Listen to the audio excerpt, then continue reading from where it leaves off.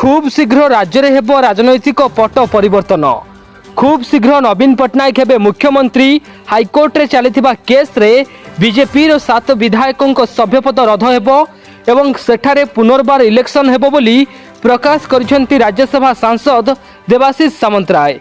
केवल नवीन पट्टनायक हाथ हलाइले आमे समस्त आसन जितिबू, कांग्रेस सह हाथ मिलाइबू, किंतु नवीन पट्टनायक मुख्यमंत्री हेबे बोली दृढ़तार सहित प्रकाश करिसेंती देवाशीष। कुजंग ब्लॉक सम्मुखरे बीजेडी रो विक्षोभ समावेश रे जोग देई एहा प्रकाश करिसेंती। बीजेपी सरकार अन्यर रिमोट रे चालुछि, लोकों को देइथिबा प्रतिश्रुति भी पालन करिबारे सरकार विफल होइचंती।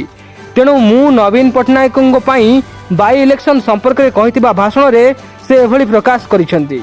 तबे एहाकु खंडन करिसेंती पूर्वतन विधायक संबित राउतराय। देवाशीष बाबू को कहिबा कथा हेउची वर्तमान बहुत किसी संभावना रहिछि, ए सरकार ठीक ठाक चलिनी बोली से प्रकाश करिसेंती।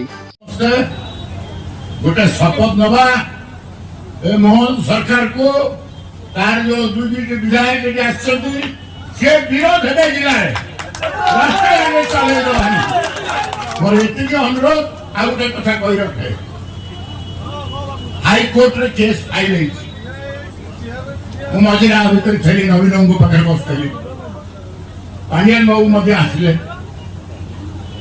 से आसंती माने आम सार औषध खाइले ना खाइलेनी सेति बेले मु नवीन को पचारिली कि बाई इलेक्शन पे आप तैयार हूँ। पहले कौन पे रुसी ना मुझे 7 खंडे बीजेपी रे एमएलए कटि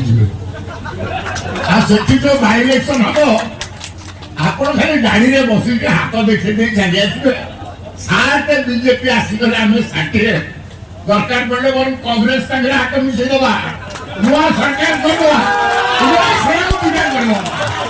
देवाशीष सामंतराय कहले जे कांग्रेस को नै कि सरकार दरकार पड़े बड़ा जीव से केते सब लड़ाई को कोन ऊपर निष्पत्ति ना देवाशीष सामंतराय कहबार तात्पर्य होची अनेक किछि संभावना अछि। ये सरकार जो प्रकार चली आंकर बेसी दिन नुहे बोली से कहबा पे चाहूतिले। कार्यशैली जड़े एटी मुख्यमंत्री भागवर बसी किंतु तांकु रिमोट रे कंट्रोल करा जाउछि। ताको दल भीतर अनेक विशृंखला। देवाशीष सामंतराय कहबा कथा अनेक किछि संभावना अछि, अनेक किछि हेइ पारे। सरकार संभावना कथा कहली अनेक किछि हेइ पारे।